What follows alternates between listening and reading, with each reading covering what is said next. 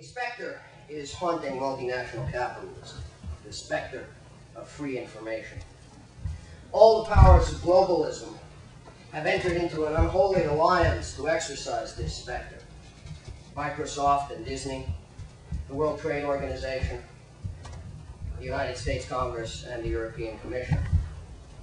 Where are the advocates of freedom in the new digital society who have not been decried as pirates, anarchists, communists? Have we not seen that many of those hurling the epithets were merely thieves in power, whose talk of intellectual property was merely an attempt to retain unjustifiable privileges in a world irrevocably changing? But it is acknowledged by all the powers of globalism that the movement for freedom is itself a power.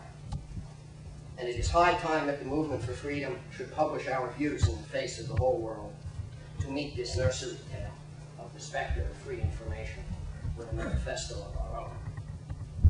That's where it begins.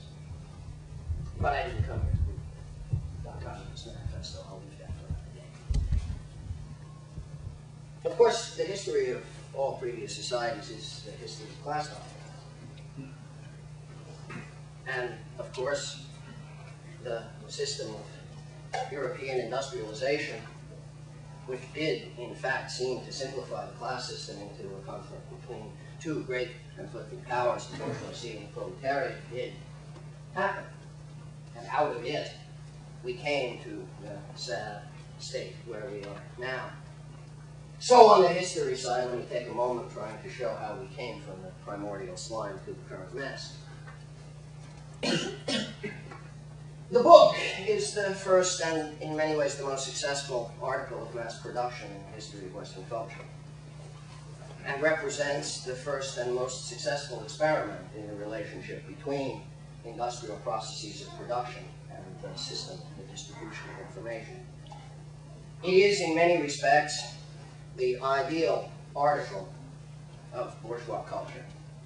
Industrially produced, globally available, imperishable, imperialistic, has in its embryonic form all of the characteristics of the culture in which we now live. But the book isn't the problem.